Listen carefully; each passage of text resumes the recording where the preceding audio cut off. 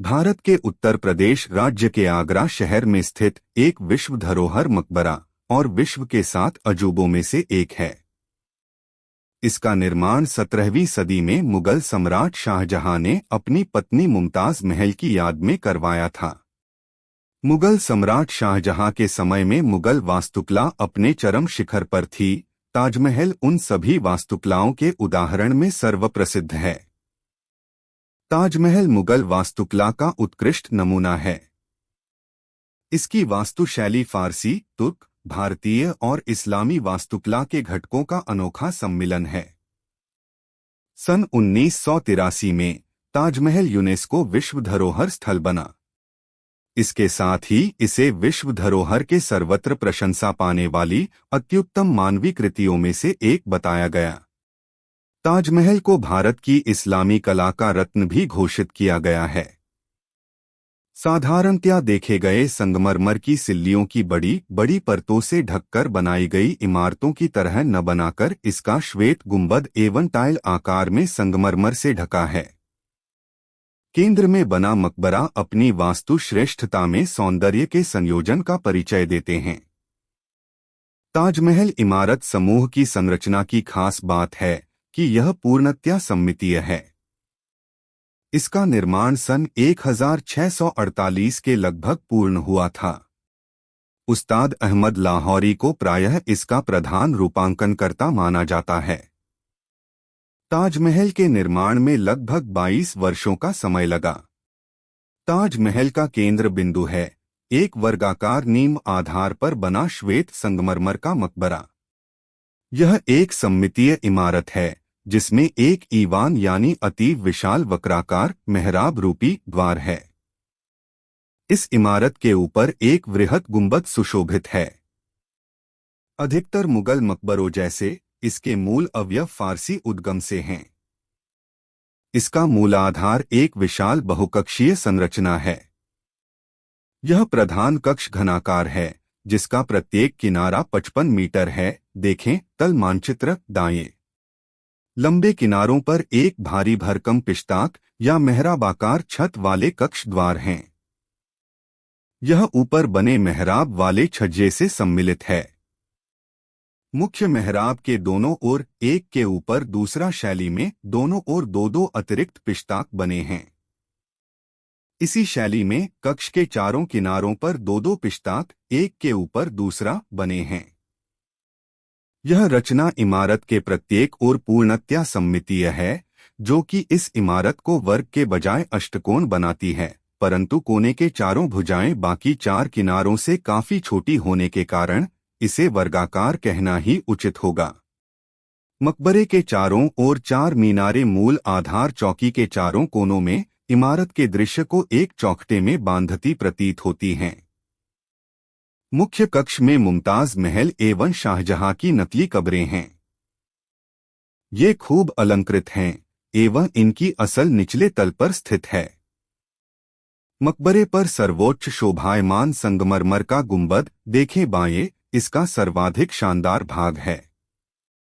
इसकी ऊंचाई लगभग इमारत के आधार के बराबर 35 मीटर है और यह एक 7 मीटर ऊंचे बेलनाकार आधार पर स्थित है। यह अपने आकारानुसार प्रायः प्याजाकार, अमरूद आकार भी कहा जाता है, का गुंबद भी कहलाता है। इसका शिखर एक उल्टे रखे कमल से अलंकृत है। यह गुंबद के किनारों को शिखर पर सम्मिलन देता है।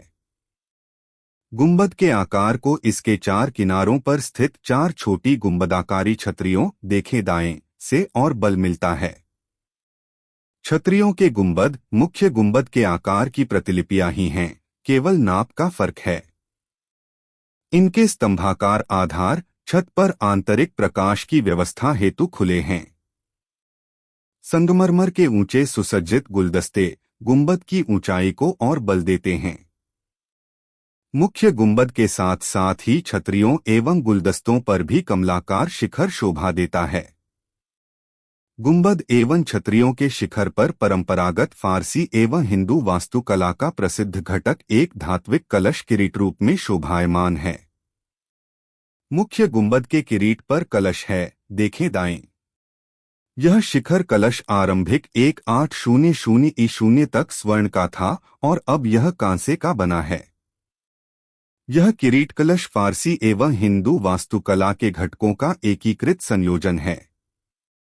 यह हिंदू मंदिरों के शिखर पर भी पाया जाता है। इस कलश पर चंद्रमा बना है, जिसकी नोक स्वर्ग की ओर इशारा करती है। अपने नियोजन के कारण चंद्रमा एवं कलश की नोक मिलकर एक त्रिशूल का आकार बनाती हैं, जो कि हिंदू भगवान शिव का चिन्ह है। मुख्य आधार के चारों कोनों पर 4 विशाल मीनारे देखे बाएं स्थित हैं। यह प्रत्येक 40 मीटर ऊंची है। यह मीनारे ताजमहल की बनावट की सममितीय प्रवृत्ति दर्शित करती हैं। यह मीनारे मस्जिद में अजान देने हेतु बनाई जाने वाली मीनारों के समान ही बनाई गई हैं। प्रत्येक मीनार 2-2 छज्जों द्वारा 3 समान भागों में बंटी है। मीनार के ऊपर अंतिम छज्जा है, जिस पर मुख्य इमारत के समान ही छतरी बनी है। इन पर वही कमलाकार आकृति एवं किरीट कलश भी हैं। इन मीनारों में एक खास बात है, यह चारों बाहर की ओर हल्की सी झुकी हुई हैं, जिससे कि कभी गिरने की स्थिति में यह बाहर की ओर ही गिरें एवं मुख्य इमारत को कोई क्षति न पहुंच सके। ताजमहल का बाहरी अलंकरण मुगल वास्तुकला का उत्कृष्टतम उदाहरण है। जैसे ही सतह का क्षेत्रफल बदलता है, बड़े पिश्ताक का क्षेत्र छोटे से अधिक होता है और उसका अलंकरण भी इसी अनुपात में बदलता है। अलंकरण घटक रोगन या गचकारी से अथवा नक्काशी एवं रत्न जड़कर निर्मित हैं। इस्लाम के मानवतारोपी आकृति के प्रतिबंध का पूर्ण पालन किया है। अलंकरण को केवल सुलेखन, निराकार, ज्यामितीय या पादप रूपांकन से ही किया गया है। ताजमहल में पाई जाने वाले सुलेखन फ्लोरिड थुलुट लिपि के हैं। ये फारसी लिपिक अमानत खां द्वारा सृजित हैं। यह सुलेख जैस्पर को श्वेत संगमरमर के फलकों में जड़कर किया गया है।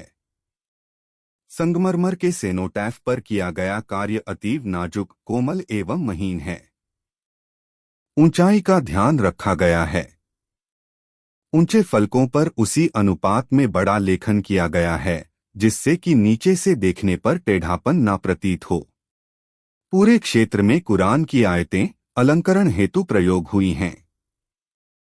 हाल ही में हुए शोधों से ज्ञात हुआ है कि अमानत खां ने ही उन आयतों का चुनाव भी किया था। जैसे ही कोई ताजमहल के द्वार से प्रविष्ट होता है, सुलेख है, हे आत्मा, तू ईश्वर के पास विश्राम कर, ईश्वर के पास शांति के साथ रहे तथा उसकी परम शांति तुझ पर बरसे। अमूर्त प्रारूप प्रयुक्त किए गए हैं, खासकर आधार, मीनारों, द्वार, मस्जिद जवाब में और कुछ कुछ मकबरे की सतह पर भी। बलुआ पत्थर की इमारत के गुंबदों एवं तहखानों में पत्थर की नक्काशी से उत्कीर्ण चित्रकारी द्वारा विस्तृत ज्यामितीय नमूने बना अमूर्त प्रारूप उकेरे गए हैं। यहाँ हैरिंगबोन शैली में पत्थर जड़कर संयुक्त हुए घटकों के बीच का स्थान भरा गया है।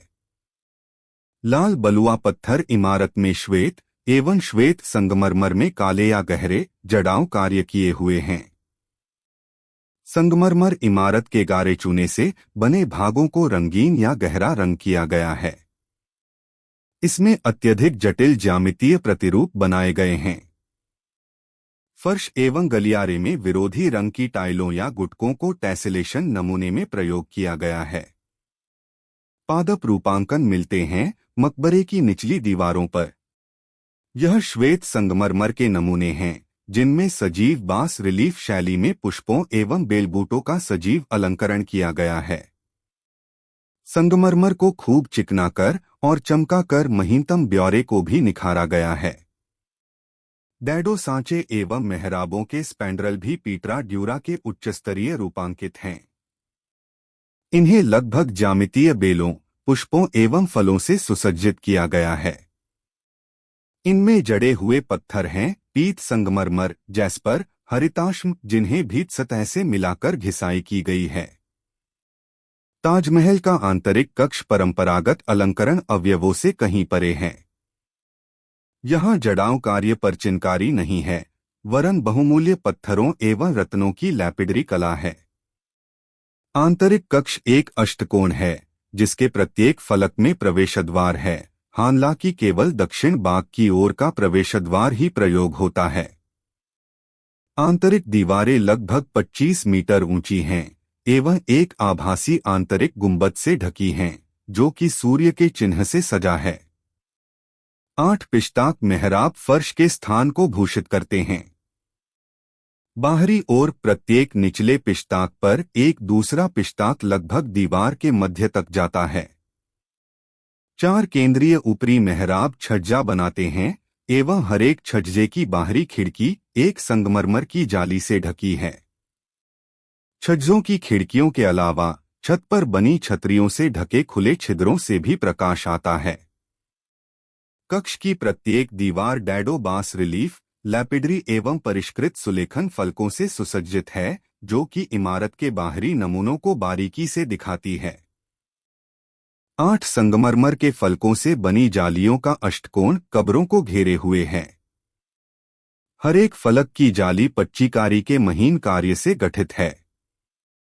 शेष सतह पर बहुमूल्य पत्थरों एवं रत्नों का अति महीन जड़ाऊ पच्चीकारी कार्य है, जो कि जोड़े में बेलें, फल एवं फूलों से सज्जित है।